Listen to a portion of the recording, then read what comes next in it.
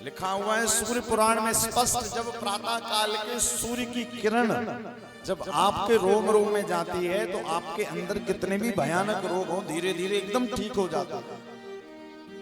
Corona महामारी आई थी, vitamin D की सबके अंदर कमी हुई थी, गोलियों से पूरी नहीं हुई। डॉक्टरों ने सबको कहा था कि प्रातः काल जाकर आप सूर्य की किरण को ग्रहण करिए,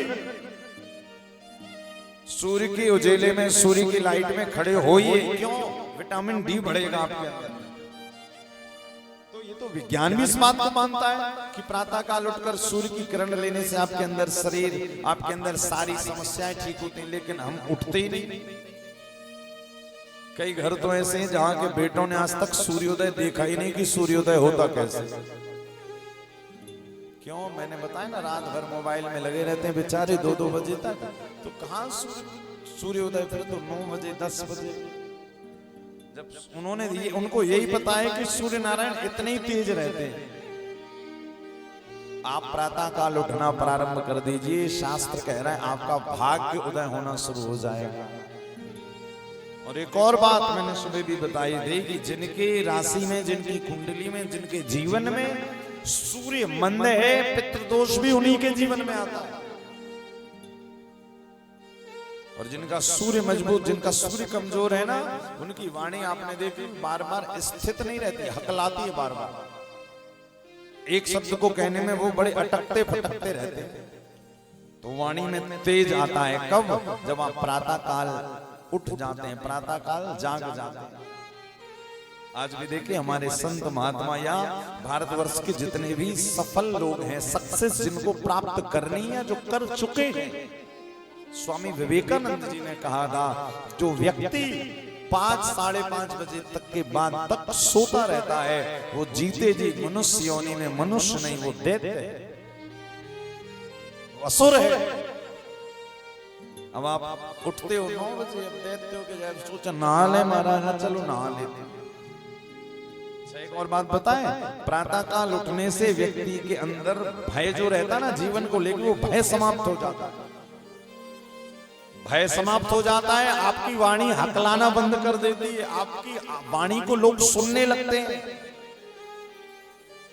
और जो कंपटीशन एग्जाम देने वाले विद्यार्थी हैं ना, वो जरूर सुनेंगे। उनको जो परीक्षा के पहले भय लगा रहता है, कहीं फेल हो गए तो,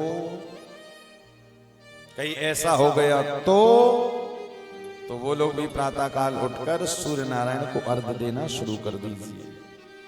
आपको किसी भी प्रकार का भय नहीं रहेगा। और इस पितृपक्ष की जो अमावस्या आ रही ना, इस दिन तो जरूर प्रातः काल उठकर सूर्य नारायण को अर्घ दीजिए सभी लोग। यदि वास्तव में पितरों को प्रसन्न करना चाहते हो, पितृदोष हटाना चाहते हो, तो इस पितृमोक्ष अमावस्या जो आने वाली है, उस दिन पितरों का आह्वान करके सूर्य नारायण को जल देते हुए एक लाइन सबको कहनी है, महामंत्र है सूर्य नारायण का। क्या? ओम घृणी सूर्याय नमः, ओम घृणी सूर्याय नमः, ओम घृणी सूर्याय नमः। अब इसका मतलब ये नहीं कि 5:30 बजे उठो, सूर्य नारायण को जल दो और 6 बजे फिर सो जाओ, नहीं। और फिर कहो अरे हमें नींद आ रही है, अरे 10-15 मिनट लगेगा, थोड़ा खराब सा कि अरे हम जल्दी उठ गए, फिर देखिएगा पूरे दिन आपके सारे काम हो जाएंगे और आपके पास टाइम भी रहेगा। जो लोग कहते हैं ना हमारे पास समय नहीं है, उनके पास समय नहीं है, क्योंकि वो उठते ही 9 बजे। शुरू का 5 घंटा तो तुमने सोने में निकाल दिया। 9 बजे उठे, फटाफट नहाए धोए तैयार हुए, 2 रोटी खाएं, और वो भी खड़े खड़े प्लेट में जल्दी लाओ खाएं और भागें। ये करते करते बहुत समय तक फिर व्यक्ति को रोग घेरने लगते हैं, बीमारियां घेरने लगती हैं, जीवन में दोष आने लगते हैं। और ये सब जब आप करते हैं तो ये सब करने के साथ ही आपके जीवन में पितृदोष आ जाता है। और जो व्यक्ति 9 बजे उठा है, क्या उसको रात में जल्दी नींद आएगी? तो भैया रात्रि में यदि बार बार नींद खुल रही है, बार बार प्यास लग रही है, बिना मतलब की भूख लग रही है, तो समझ जाना कि जीवन में आपके पितृदोष है। यदि रात्रि में बार बार नींद खुले, बार बार मन करे कि हमें भोजन करना है, बार बार मन करे हमें पानी पीना है, लेटे लेटे आपको घबराहट होने लगे, किसी भी उसमें मन ना लगे, तो समझ जाइए कि पितृ दोष है। तो इसका एक ही उपाय करना है आपको। क्या करना है? यदि रात्रि में नींद नहीं आ रही है, बड़ी समस्याओं से घिरे हुए हो, तो उसका उपाय भी शास्त्रों ने बताया। क्या उपाय है? आपको सोमवार के दिन या शनिवार के दिन तांबे के पात्र में जल भरना है, उसमें दूध भरना है और जाकर बिल्व वृक्ष के नीचे उस जल को अर्पित कर देना। पहले भी मैं बता चुका हूं, बट के वृक्ष पर पीपल, बट या बिल्व, इन तीनों वृक्षों की जड़ों में जाकर वो जल डाल देना है। अगले दिन से इतनी बढ़िया नींद आएगी कि हाँ, अब तुम 2 बजे सोगे मोबाइल चलाकर, तो मत कहना कि महाराज जी आपने बताया कि जल में दूध डाल के सोगे तो रात, इसकी गारंटी मैं नहीं लेता।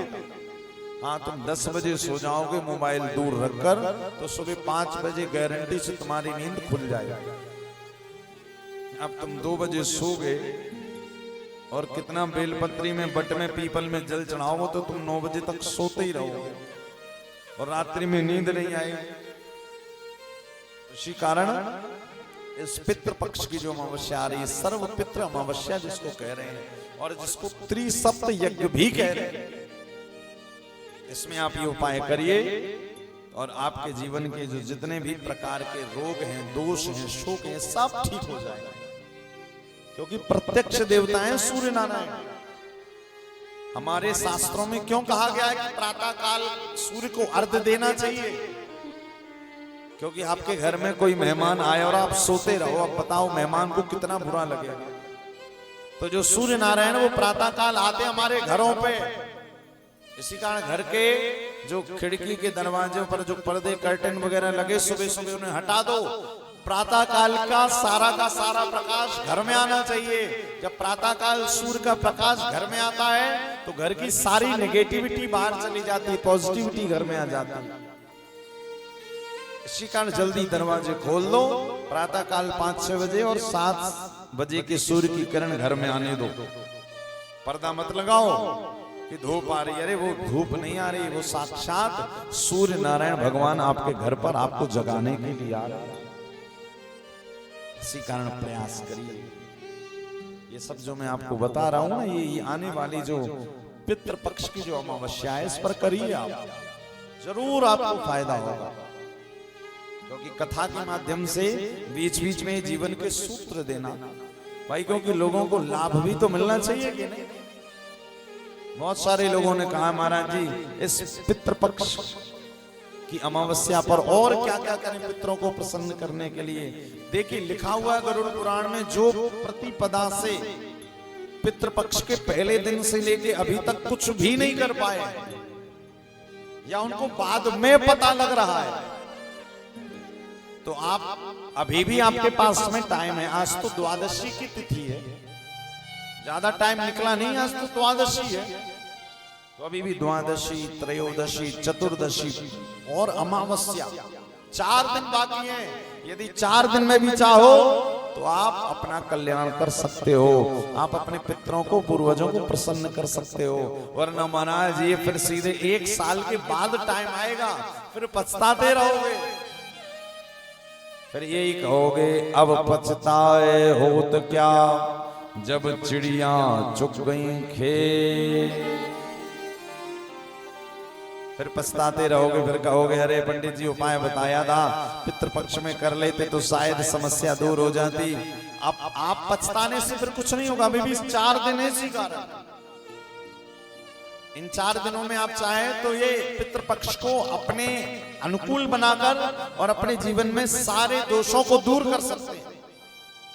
और आने वाली जो प्रतिपदा है ना नवरात्रि की, तो आने वाली नवरात्रि की प्रतिपदा पर आप अनुभव करेंगे, मैं व्यास गादी से कह रहा हूं, आप अनुभव करेंगे कि जैसे आपके सिर से कोई भार उतर गया हो, कोई ऋण से आप ऋण हो गए।